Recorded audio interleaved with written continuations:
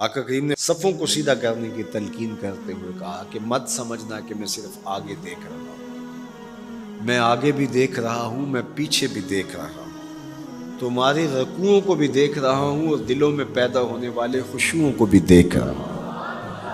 یہ حضور کی نظر کا کمال ہے۔ اور حضرت عبداللہ ابن عباس رضی اللہ تعالیٰ عنہ فرماتے ہیں کان رسول اللہ صلی اللہ علیہ وآلہ وسلم یرا فی اللیل فی الظلمہ کما یرا فی النہار فی الضوء۔ حضور رات کی تاریکی میں یوں دیکھتے تھے جس طرح دن کے اجالے میں دیکھتے تھے۔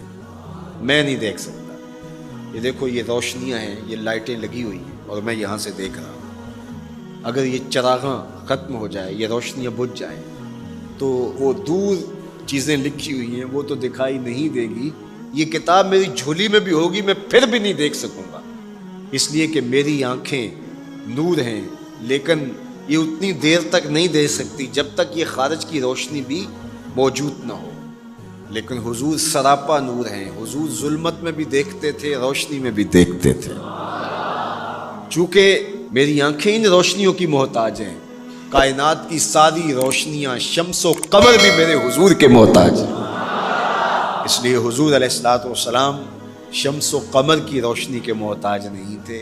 حضور کی مبارک آنکھیں جو ہیں وہ اندھیرے میں بھی دیکھتی تھی اور حضور کی آنکھیں روشنی میں بھی دیکھتی تھی۔ آقا کریم علیہ السلام نے ایک موقع پہ ارشاد فرمایا وَإِنَّ مَوْعَدَكُمُ الْحَوْض وَإِنِّي لَأَنظُرُ إِلَيْهِ مِن مَقَامِي هَٰذَا، بخاری مسلم باقی کتب حدیث میں موجود ہے۔ فرمایا کہ تمہارا جو حوض کوثر پر وعدہ ہے جہاں میں تمہیں جام بھر بھر کے دوں گا، فرمایا میں یہاں کھڑا ہوں اور یہاں کھڑے ہو کے اس کو دیکھ رہا ہوں۔ حضور یہاں کھڑے ہیں اور وہاں دیکھ رہے ہیں۔ ایک دن حضور صلاۃ الاستسقاء پڑھا رہے تھے، جب بارش نہ ہو رہی ہو تو اس کی جو نماز پڑھائی جاتی ہے اللہ کے حضور دعا کرنے کے لیے تو اس کو صلاۃ الاستسقاء کہا جاتا ہے۔ ام المومنین سیدہ عائشہ رضی اللہ تعالیٰ عنہ سے مروی ہے۔ تو نماز پڑھاتے پڑھاتے حضور نے ہاتھ آگے کیا پھر پیچھے کھینچ لیا، تو عمومی طور پہ ایسا نہیں ہوتا۔ تو صحابہ نے جب دیکھا تو بعد میں کسی نے پوچھا حضور آج نماز میں آپ نے ہاتھ آگے بڑھایا اور پیچھے کھینچ لیا، مجھے بتائیے کہ حالت نماز میں نظر کہاں ہونی چاہیے؟ جائے سجدہ پہ ہونی چاہیے نا، لیکن صحابہ حضور کو دیکھ رہے ہیں۔ اللہ اکبر۔ صحابہ سے کسی نے پوچھا کہ تم بتاؤ ظہر اور عصر کی نمازوں میں حضور قرات کرتے تھے؟ کہاں کرتے تھے؟ بخاری میں۔ تمہیں کیسے پتہ ہے کرتے تھے؟ کہا نحن نعلم باضطراب لحیتہ، ہم حضور کی مبارک داڑھی کی جنبش سے اندازہ کرتے تھے کہ قرات ہو رہی ہے۔ معلوم ہوا نماز بھی چلتی رہتی تھی، رخ محبوب کی دید بھی ہوتی رہتی تھی۔ اور اقبال کہتا ہے شوق تیرا اگر نہ ہو میری نماز کا امام، میرا رکوع بھی حجاب میرا سجود بھی حجاب۔ اللہ اکبر۔ تو حضور نے ہاتھ آگے بڑھایا اور پھر کھینچ لیا۔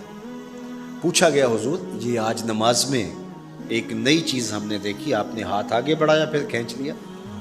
فرمایا ہاں، جنت میں کھجوروں کا ایک خوشہ لٹک رہا تھا، میں اس کو توڑنے کے لیے ہاتھ ڈالا تھا پھر میں نے چھوڑ دیا، اور اگر میں توڑ لیتا تم قیامت تک کھاتے رہتے ختم نہ ہوتا، لیکن میں نے کہا نہیں چلو پھر قیامت کو ہی صحیح۔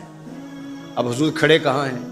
مدینہ المنورہ میں، اور جنت کہاں ہے؟ سدرۃ المنتہا سے اوپر۔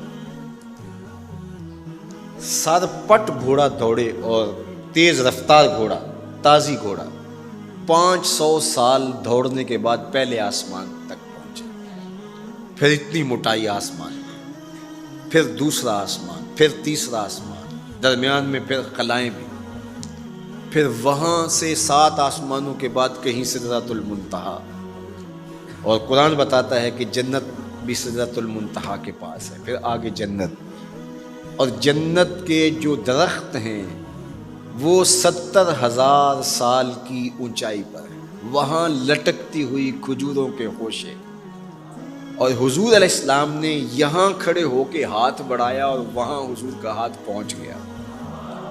یہ ہاتھ کے پہنچنے کی منتہا نہیں ہے، ضرورت یہاں تک کی تھی لہٰذا یہاں تک پہنچا، اگر ضرورت اس سے آگے کی ہوتی تو آگے بھی پہنچ جاتا. تو حضور کا ہاتھ یہاں سے یہاں تک پہنچا. یہ حدیث پاک میں نا، میں اور آپ ہاتھ اٹھائیں تو ہمارا ہاتھ کہاں تک پہنچتا ہے؟ 5 فٹ قد ہے تو 3 فٹ اوپر ہاتھ پہنچ جائے گا، تو ہمارا ہاتھ 8 فٹ تک پہنچے گا، زمین سے 8 فٹ تک. چلو کسی کا 9 فٹ تک پہنچے گا، کوئی چھلانگ لگا کے اچھل کے اوپر لے جائے گا تو 10 فٹ تک پہنچ جائے گا. البتہ ہماری نظر بہت تیز ہے. ہماری نظر پہلے آسمان کے ٹمٹماتے ہوئے ستارے دیکھتی، دوسرے آسمان کے ستارے بھی دکھائی دیتے، تیسرے آسمان کے ستارے چاند سورج میں دکھائی دیتا ہے. ہمارا ہاتھ 3 فٹ تک یا 10 فٹ تک پہنچتا ہے، نظر تیسرے آسمان تک پہنچتی ہے. اور جس کا ہاتھ جنت تک پہنچتا ہے اس کی نگاہ کہاں تک پہنچتی ہوگی، اس کی نظر کا کمال کیا ہوگا.